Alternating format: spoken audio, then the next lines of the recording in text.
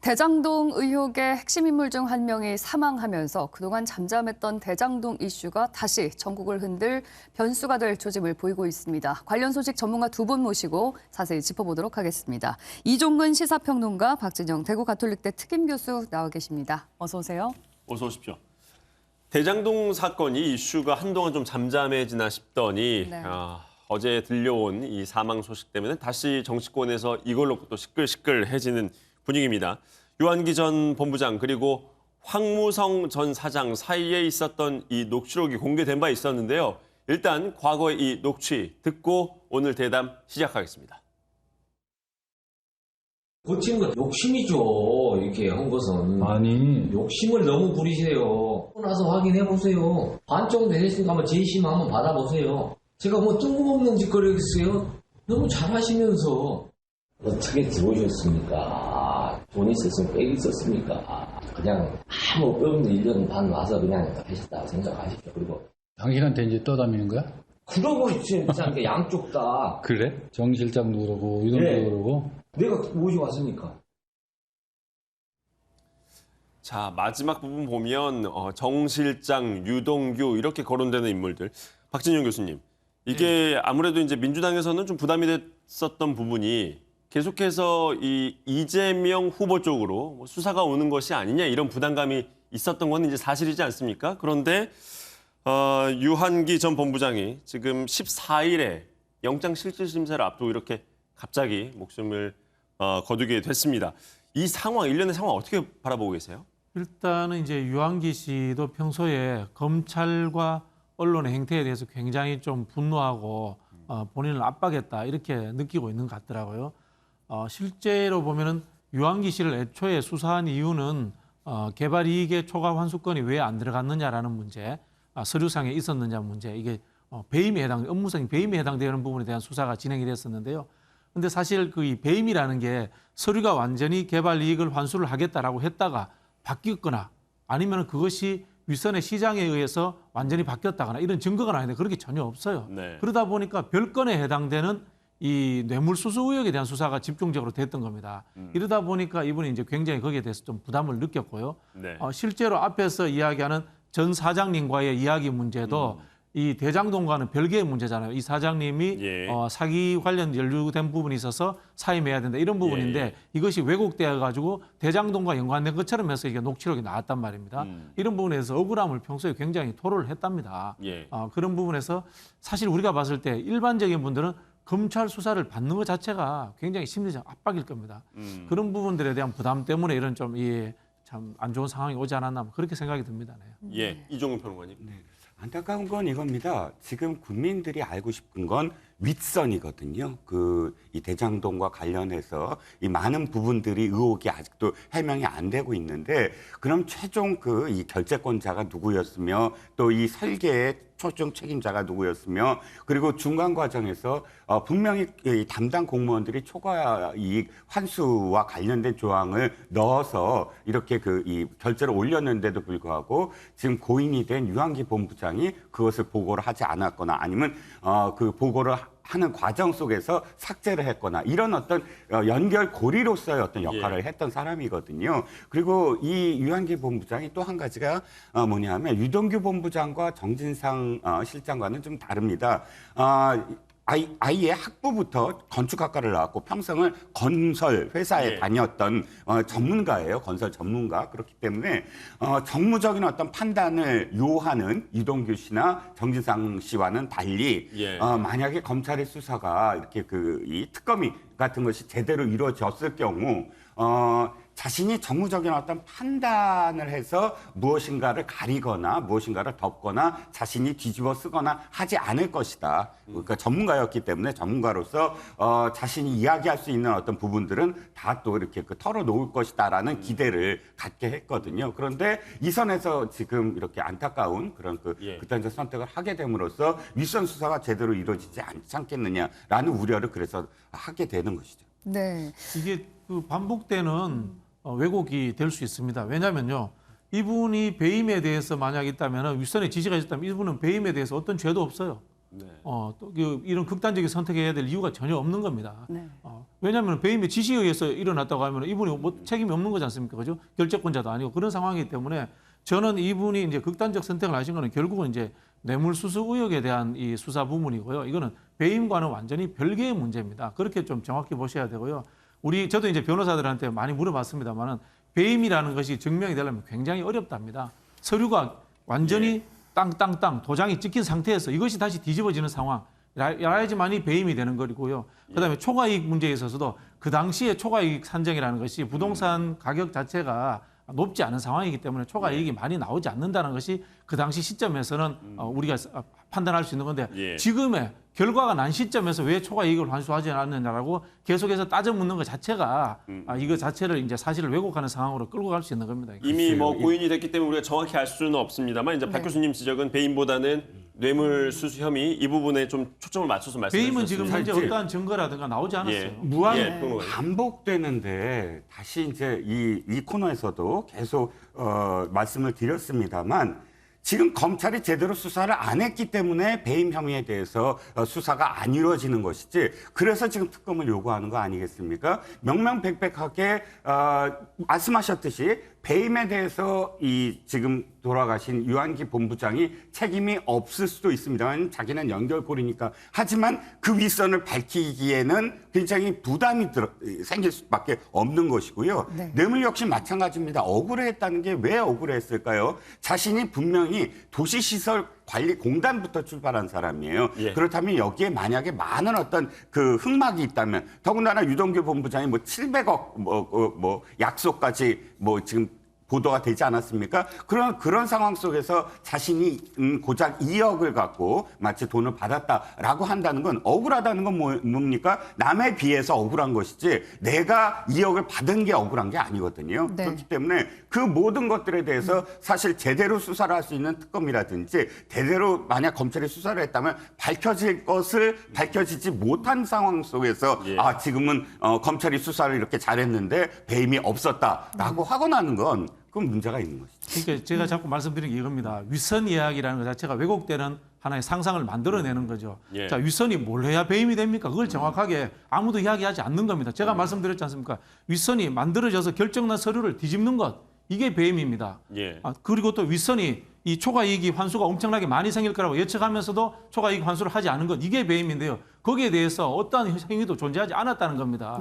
그런데 지금 언론과 검찰에서 흘리는 것이 윗선에서 이것을 자꾸 짐작하듯이 만들어내는 스토리텔링을 억지로 만들어낸 거고 거기에 대해서 이분은 거기에 중간에 이게 고리로서 막 수사를 받았는데 결국 그 고리의 수사에 대해서는 전혀 나오는 것이 없고 땅건이지 않습니까? 이 이 흔히 하는 뇌물수수 문제는 이걸로 인해서 자기가 계속해서 수사를 받았기 때문에 억울하다, 별건 수사를 받았다라고 이렇게 검찰과 언론에 대해서 억울하다는 박 교수님께서 한 번 더 말씀 주셨으니까 짧게 말씀 주십시오. 자, 뇌물수수 혐의로 지금 유동규 씨가 들어가 있습니다. 그리고 김만배 씨를 비롯해서 엄청난 돈이 오고 간 정황이 있습니다. 그 돈은 무엇 때문이겠습니까?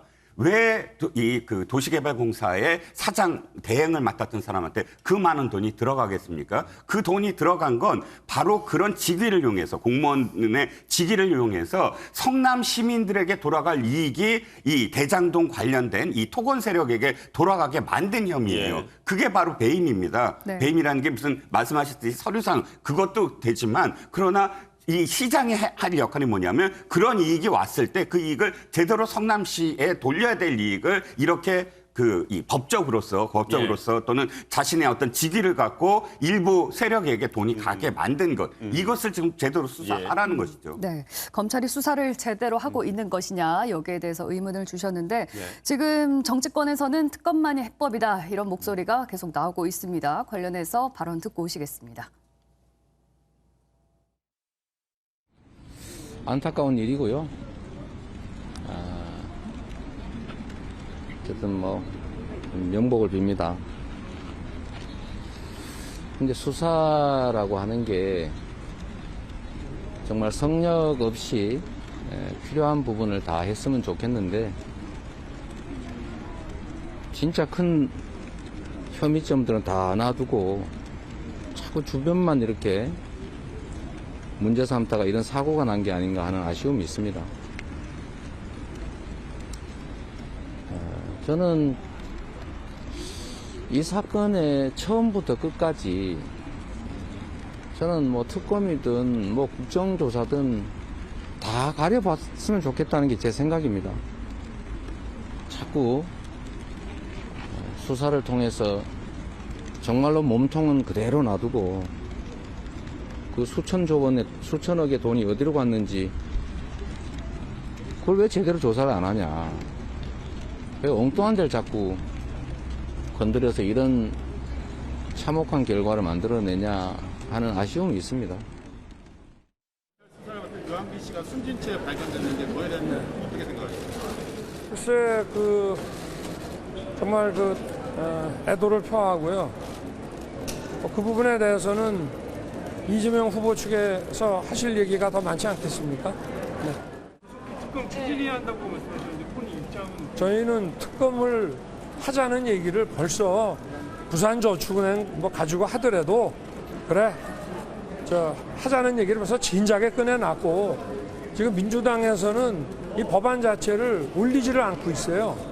그러니까 정치쇼 할 것이 아니라 지금 당장이라도 합의를 하자 이 말입니다. 네. 저희는 이미 내놨고.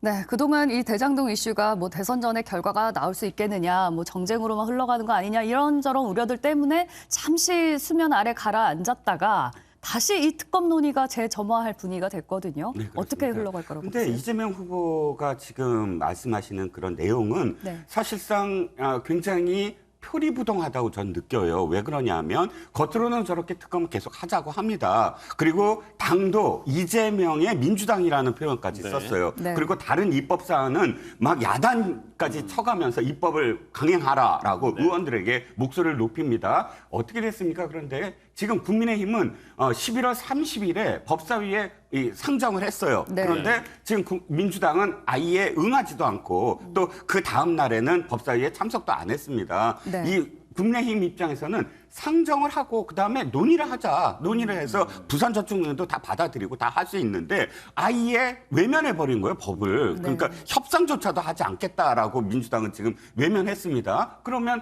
성일정 의원이 표현대로 이재명 후보는 카메라 앞에서는 특검 다 받을 수 있습니다. 국정조사 다 받을 수 있습니다. 해놓고 카메라가 없어지면 카메라 뒤에서는 민주당에 절대 응하지 마. 법사위 나가지 마. 하는 지금 그런 영을 내는 게 아니냐. 아니라면 말한 대로 그러니까 say와 do가 일치해야 된다. 말한 게 행동에 나서야 되는데 행동은 안 나서면서 특검은 받을 수 있다라고 한다는 건 굉장히 이 겉과 속이 다른 게 아니냐라는 비난을 받을 수밖에 없죠. 말로만 특검을 하자고 한다라는 그거는 말씀이시네요. 이제 이 국회의 운영 방식을 잘 모르시니까 하는 말씀이라고 제가 말씀드리고 싶은데요. 제대로 법을 만들려면요 물밑 협상이 우선적으로 이루어져야 됩니다.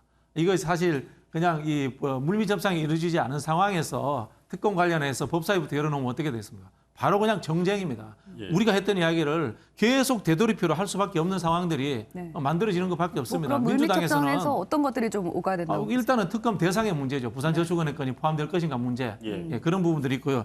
현재 이 왜곡되고 있는 이 정쟁의 문제들이 사전에 좀 해결이 돼야 됩니다. 말씀하신 것처럼 배임 문제를 계속해서 이야기할 수밖에 없는데요. 자, 저는 뭐 이 유한기 씨를 말씀드리는 게 아니고요. 네. 유동규 씨라든가 뇌물을 받은 분이 있다고 칩시다.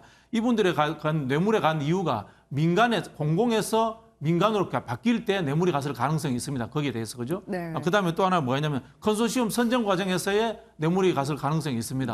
그런데 이 초과 이익이 우리 그 당시에 우리가 짐작도 할 수 없는 상황에서 그걸 가지고 뇌물이 갔다라고 해가지고 지금 왜곡된 이야기들을 계속해서 해내고 있는 상황이고 그 선전의 사항이 또다시 법사위가 될 수 있는 상황이 되는데 거기에 대해서 누군가가 여기에 대해서 합의를 해주겠습니까? 일방적인 선전의 사항이 될 수밖에 없는데요. 뭐 부산저축은행도 수사 대상 포함하자. 그러니까 지금 너무 그 이야기를 여러 제가 가지 조건 말씀드린 게 달면서 시간 끌려는 거 정치라는 아니냐는 것이 지적인데요. 네. 법사위라든가 회의가 열린다는 것은 네. 진행 절차에 의해서 깔끔하게 진행된다는 가정하에서 가야 되는 것인데 물밑에서 전혀 협상이 되지 않는 상황에서 법사위만 열자라고 계속 주장한다는 것은 똑같이 역으로 정치쇼를 하겠다는 주장일 수밖에 없다라는 겁니다. 앞서 교수님께서 지금 이 협상 과정이 어떻게 됐는지 잘 모르시고 하시는 말씀 같은데요. 이 국민의힘은 다 열어놓고 물밑에서 만나자라고까지 했어요. 대표도 만날 수 있고 원내대표도 만날 수 있고. 근데 그 만남을 계속 안 응하는 게 지금 민주당이에요. 만남에 응하지 않고 예, 있다, 계속 민주당이. 만나자. 네. 원내대표도 만나자. 자, 제일 먼저 발의한 날이 9월 24일입니다. 법을 발의해놓고 그다음 발의가 뭡니까? 발의해놓고 사실은 물밑협상을 해야 되잖아요. 근데 9월 달에는 이재명 후보가 어떻게 얘기했냐면 그거 저 특검 받을 생각 없어요. 저 시간만 끄는 거예요. 하다가 11월 달 돼서는 조건부 부산저축은행 받으면 하겠다. 그러니까 부산저축은행 다 받겠다고 하니까 다 해라. 이제 특검 받겠다. 11월 말. 근데 사실상 시간 끄는 건 이재명 후보 측이죠. 왜냐하면 118일 정도 걸리는데 만약에 9월 달에 협상을 만약에 마무리 졌다면 지금 대선 전에 분명히 특검이 끝날 수도 있었습니다. 제가 이제 그 말씀드릴게요. 역대로 합의된 상황에서 이루어지는 특검에 대해서는 단독 특검 법안을 제출하지 않았습니다. 대부분의 내용들을 보면. 이게 단독 특검법을 내놓고 하겠다는 것 자체가 우리는 정쟁할 준비가 되어 있어 들어와. 우린 공격할 준비가 되어 있어 딱 그 이야기를 하고 있는 겁니다. 지금 상황이. 지금 앞서서 이제 이종훈 평론가님께서는 계속해서 이제 국민의힘에서는 만나자고 얘기를 하고 있지만 응하지 않고 있다라는 지적을 해주셨는데 지난달인가요? 윤호중 원내대표 같은 경우에 이제 계속 특검에 대해서 강하게 좀 반대 입장을 내다가 이제 만날 수 있다, 협상할 수 있다 이런 얘기를 공개적으로 하기도 했었습니다. 그런데 이게 진행이 잘 안 되고 있는 가장 큰 이유는 이게 뭐라고 이슈에서 봐야 사라지니까 예. 뭐 흔히 하는 말로 이게 당장 만나서 해결해야 될 필요성을 못 느꼈던 거죠.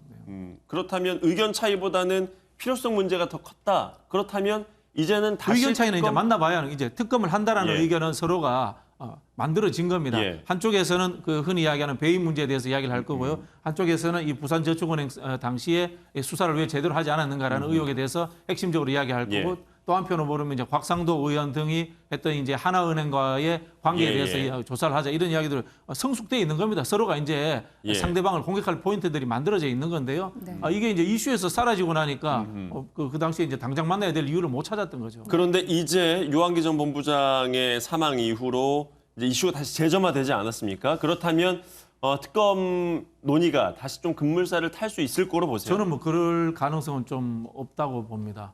그럴 가능성이 왜 없다고 보냐면요. 앞에서도 말씀드린 것처럼 이거는 보편적 법률 상식을 가진 사람들은 누구나 다 배임이 성립되지 않는다라고 네. 다 이야기를 합니다. 네, 뭐 네. 대다수의 변호사들이 이야기를 그렇게 하는 상황이기 때문에 이 국민의힘 쪽에서 이 흔히 하는 부산저축은행 건 문제라든가 이 곽상도 예, 예. 은행과 하나은행 건의 문제에 대해서 좀 지켜보자라고 오히려 역으로 이야기할 수도 있다고 봅니다. 예. 네. 이해가 가지 않는 게 많은 법조계에서 저는 이게 배임 혐의라고 이야기하고 있고 언론 보도도 많이 나오는데 그 언론 보도가 실제로 그렇다고 하더라도 자 이렇게 생각을 해보죠. 그렇다면 특검을 받아야죠. 이 문제를 갖고 그렇게 죄가 안 된다면 특검이 명명백백하게 바로 죄가 안 된다고 결론을 내릴 겁니다. 그런데 왜 특검을 못 받느냐? 지금 박근혜 최순실 국정농단 때 민주당이 우겨서 특검에 넣은 게 있어요. 어떤 조항이냐? 매일 언론 브리핑을 해야 된다라는 거. 네. 그것 때문에 사실은 전 민주당에서 거부한다고 봅니다. 그러니까 이 국민의힘 입장은 이거예요. 배임 부산저축은 다 넣어라. 예. 다 넣어서 결과 나오면 된다. 정쟁 안 한다. 법사위에서 정쟁할 필요도 없다. 그러니까 수사하면 될 일이니까 그 범위를 함께 예. 합의할 상황이 된다는 거예요. 그런데 왜 안 되느냐? 매일같이 언론 브리핑을 하면 지금까지 피의사실 공표라고 해서 검찰에서 수사로 막고 있는 것, 네. 막고 있는 것이 이제 특검에서는 하루하루 다 조사하면은 조사한 사람들 그걸 다 발표를 해야 되거든요. 그게 지금 대선 상황에서 불리하다. 네. 어떻게든 특검을 지지부진하게 만들자라는 그런 목적 때문에 못하는 것이지. 정쟁을 왜 벌입니까? 지금 법사위에서 이 범위 같은 거 전부 다 받아들이겠다고 지금 국민의힘은 예. 이야기하고 있는데요. 지금 이재명 후보 같은 경우에는 조건 없이 특검을 다 받아들이겠다 그러니까 이럴 이 수는 없는 상황인가요? 정쟁을 왜 벌입니까라는 말씀 자체가 이제 성립되지 않는 게요. 흔히 하는 고위층들에 대한 상설 특검의 개념으로 존재하는 게 공수처지 않습니까? 예. 다양한 수사 방식들이 존재하는데 특검만을 이야기하는 것 자체가 이 정쟁이라고 저는 개인적인 네, 생각입니다. 네. 개인적으로 생각을 하고 있고 지금 언론 환경 자체에 대한 이야기도 하지 않을 수가 없는데요. 이 대장동 문제가 실제로 이익 관련돼서 배분의 문제에 있어서의 하나은행 컨소시엄에서 왜 화천대유에게 이익을 몰아줬느냐는 수사는 전혀 되지 않고 있었단 말입니다. 예. 검찰 수사에서도. 예. 대표적인 예를 하나 들어볼게요. 곽상도 의원이 지금 영장 청구가 됐는데 기각이 됐지 않습니까? 그럼 곽상도 의원에 대해서 의혹의 핵심은 하나은행과의 문제지 않습니까? 근데 네. 하나은행의 회장이었던 뭐 김정태 회장이나 이런 분들에 대해서 전혀 검찰 수사가 되지 않았어요. 그런 상황에서 영장 청구가 되면은 법원에서 영장을 사실 당연히 기각시켜버리는 상황이 예, 만들어지는 상황 아닙니까? 예. 검찰 수사라든가 언론의 환경 자체가 믿을 수 없는 상황들로서 끌고 가고 있고 저는 대장동 애초에 이 보도부터 언론에서 좀 오염된 방향으로 끌고 가고 예. 있다. 왜? 부동산 전문 기자들에 대한 의견을 전혀 듣지도 않고 예, 정치권에서 왜곡시켜가지고 단돈 몇 억 넣어가지고 몇천 배의 수익을 얻었다. 중간에 브릿지 자금이 들어가고 PF가 들어가고 예. 그 과정들에 대해 SK 문제라든가 네. 하나은행 문제는 기사에서 다뤄주지도 않는 상황에서 네. 진행되어 온 거 아닙니까? 그래서 계속해서 왜곡된 기사들만 내고 있는 상황이니까 여기에 대해서 부담감은 느낄 수밖에 네. 없죠. 최근에 지금 더불어민주당 이재명 후보 입장에서는 약간 지지율이 이제 골든크로스까지도 기대를 하고 있던 분위기 속에서 다시 또 이 대장동 이슈가 불거지는 바람에 좀 달갑지는 않을 것 같은데 이 대장동 이슈가 특검으로 가든 안 가든 어느 정도의 영향을 미칠 거라고 전망하세요? 일단 첫 번째는 대장동 이슈와 관련된 그 여론에 반영된 것은 굉장히 오래 전부터 반영이 됐습니다. 그게 네. 바로 이재명 후보가 그러니까 그 컨벤션 효과를 못 누린 가장 큰 원인이 됐어요. 예. 그러니까 전당대회 끝나자마자 대장동 의혹이 굉장히 그때 보도가 많이 됐거든요. 네. 근데 이 어느 정도 그것이 정돈이 되고 수면 아래로 아까 교수님 말씀처럼 수면 아래로 이제 내려간 상황 속에서 다시 불거지기 시작하고 예. 계속 이제 이 조명이 되니까 네. 저는 이것이 다시 이 지지율에 좀 영향을 줄 것 같습니다. 예, 네, 박 박 교수님 교수님. 마지막 짧게 부탁드리겠습니다. 그래서 뭐 개발 사업 좀 아시는 분들은 알 겁니다. 이게 공공에서 민간으로 넘어가는 과정, 그다음 컨소시엄 선정 과정 이런 부분들에서의 보통 이 범죄 행위가 이루어지기도 하지 이 초과이익 관련해 가지고 범죄 행위가 이루어졌다는 것을 제가 본 적이 없습니다. 예. 이거는 좀 부동산 전문 기자들이 나서서 좀 이야기하셔야 됩니다. 언론의 본연의 저는 책무라고 생각합니다. 네. 예. 12월 말, 1월 초 이렇게 가면서 지지율이 또 한번 크게 출렁일 수 있을 것이다. 여러 전문가들이 이렇게 지적을 했는데요. 이 대장동 이슈 그리고 특검 여부에 따라서 또 어떻게 정치 지형이 바뀔지 좀 계속해서 지켜봐야겠습니다. 오늘 대담은 여기까지 하겠습니다. 고맙습니다. 고맙습니다.